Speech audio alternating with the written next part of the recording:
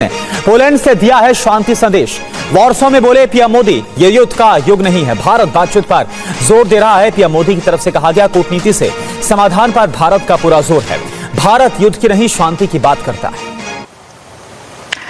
दुनिया में जो इस वक्त जंगें चल रही हैं, अगर उन जंगों के खिलाफ वर्बली और प्रैक्टिकली कोई लीडर दुनिया के कंट्रीज के विजिट्स करता हुआ नजर आ रहा है और इस जंग के खिलाफ बात करता हुआ दिखाई देता है, तो वो भारत का प्राइम मिनिस्टर नरेंद्र मोदी है। अभी पोलैंड गए मोदी जी, उनको बड़ा वार्म वेलकम मिला है, लेकिन पाकिस्तान की तरफ कोई कंट्री का किसी किस्म का लीडर नहीं देखा। आएंगे क्यों? आना चाहिए भी नहीं उनको। उसकी वजह ये है, आरजू के जो भी आपके आता है आप पैसे मांग लेते हैं। मोदी साहब डायस्पोरा को जाके वहां मिलेंगे, डिस्कस करेंगे। बल्कि डायस्पोरा नहीं, उनको तो टेक्निकोरेट होते हैं, उसमें 5000 स्टूडेंट है, बाकी उनके सारे आईटी रिलेटेड लोग हैं पोलैंड के अंदर। इंडियन लीडरशिप दुनिया में जहां जहां जाती है उसको वो क्लेम करती है कि देखिए जी, इंडिया जो है उसने वर्ल्ड वार 2 में आपका सपोर्ट दिया और इंडियंस का खून शामिल है आपकी आज़ादी में। फॉर एग्जाम्पल, इस वक्त भारत के वजीर आजम पोलैंड में है, तो वहां पे ये बताया जा रहा है कि जो पोलिश कुछ 5-6 हजार लोग थे उस वक्त भागे और वो इंडिया आ गए जमुनागढ़ में।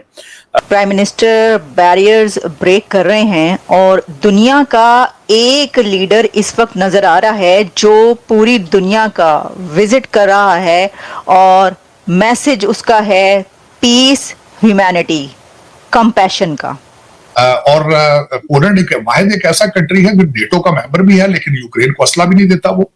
लेकिन इन चीजों को अचीव करने के लिए अपने आप को पहले फाइनेंशियली स्ट्रांग करें। लेकिन आपके किसी भी लीडर, किसी के मुंह से अभी तक एक लफ्ज नहीं निकला किसी आज तक के आपके ग्रास रूट इश्यूज क्या है, पड़ोस का इंटरेस्ट कहां है, आपका इंटरेस्ट कहां है।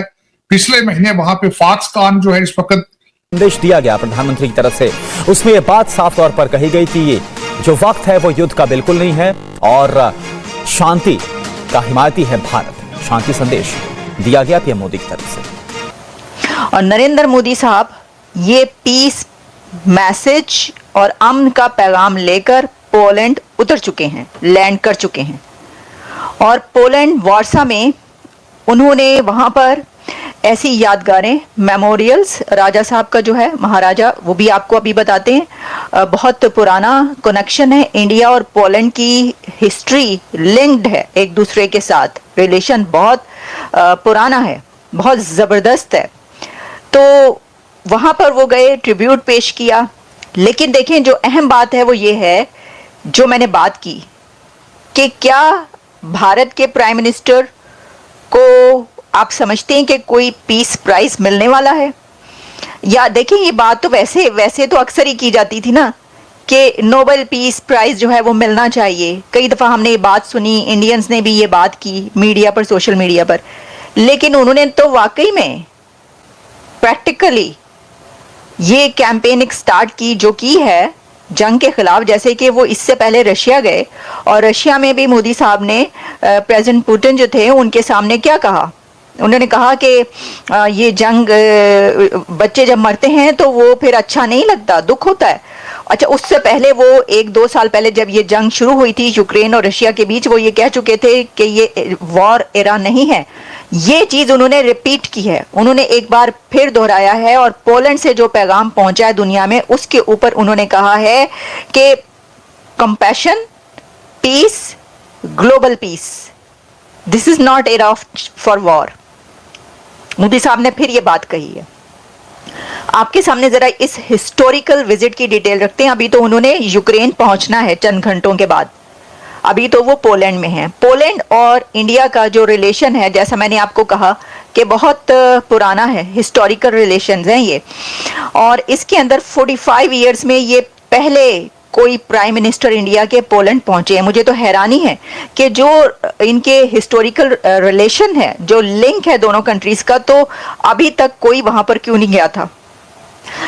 लेकिन अब जो है, क्योंकि जियो पॉलिटिकल सिचुएशंस भी चेंज होती रहती हैं, तो अब हो सकता है कि उनको लगा हो कि ज़्यादा ज़रूरत है वहाँ पर जाने की अपने कंट्री के लिए भी। देखिए, उनका कहना है कि इंडिया जो है वो सपोर्ट करता है permanent peace in the region. सिर्फ जो हिंदू और सिख जो सोल्जर्स हैं उनकी ज्यादातर वो बात करता है। जो मुसलमान सोल्जर्स थे उस शेयर्ड हिस्ट्री से उनका कहीं पे कोई जिक्र कभी नहीं आया। और पाकिस्तान को तो मैंने कभी बात करते भी नहीं देखा हुआ इस हवाले से कि पाकिस्तान की लीडरशिप ने दुनिया के किसी मुल्क से कभी इस तरह कनेक्शन जोड़ने की कोशिश भी नहीं की कि हाँ जी ये बता। हाँ, बरतानिया के साथ थोड़ा बहुत हम करते हैं, कुछ एक दो जगह है पाकिस्तानी कुछ लोग हैं जिनके बरतानिया में उनके नाम से कुछ सड़क है या कुछ इस तरह, बाकी कुछ खास कभी सुनने को नहीं आया है। आप क्या देखते हैं ये जो नया ट्रेंड इंडिया ने शुरू किया है कि पूरी दुनिया में जो वर्ल्ड वार II के हवाले से जो इंडिया की जो कंट्रीब्यूशन थी, जो शेयर्ड कंट्रीब्यूशन थी, आपको लगता है कि इंडिया इसको सिंगल हैंडेडली सारे का क्रेडिट लेना चाहता है और बाकी ममालिक जो है they can't take a credit या they can't tell those countries? इसको कैसे आप सर फ्रेम करेंगे इस बात को? बड़ा कॉम्प्लिकेटेड क्वेश्चन है जी और कंट्रोवर्शियल। पाकिस्तानी जो है वो दुनिया में वाहिद कौम है जो अपने माजी पे शर्मिंदा है और अपने माजी को डिनाई करती है, अपने विरसे को, अपनी तारीख को, अपनी अचीवमेंट्स को, अपनी सक्सेस को, अपने फेलियर को कट लगाती है एक डेट पे आके जो 14 अगस्त 1947 है। तो ये बात बिल्कुल गलत है कि ये जो है वो इंडिया क्लेम करता है, वो सिर्फ हिंदू या सिखों का नाम लेता है। ऐसी कोई बात नहीं है। मेरे नोटिस में ये कभी नहीं आया। वो अगर बात करते हैं तो इंडियंस की करते हैं कि इस फ्रंट पे इंडियन लोग जो हैं, हिंदुस्तानी लोग जो है वो मारे गए। अब इसमें 2-3 चीजें जो है ना वो बड़ी इंपॉर्टेंट है।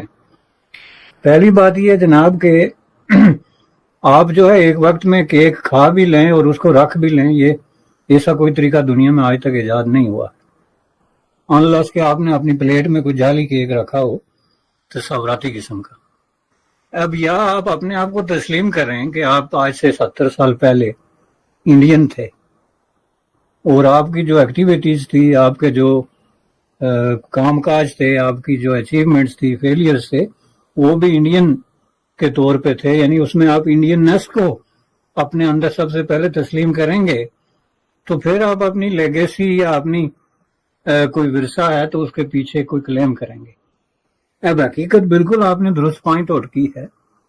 दूसरी जंग अजीम में बहुत बड़ी तादाद में जो है जो लोग गए, शहीद हुए, उसमें बहुत बड़ी तादाद में जो है वो मुसलमान भी शामिल थे। खुद मेरे अपने फैमिली जो है, मेरे दादा और उनके भाई दोनों, वो जो है साउथ ईस्ट एशिया की इसमें हांगकांग और सिंगापुर वगैरह में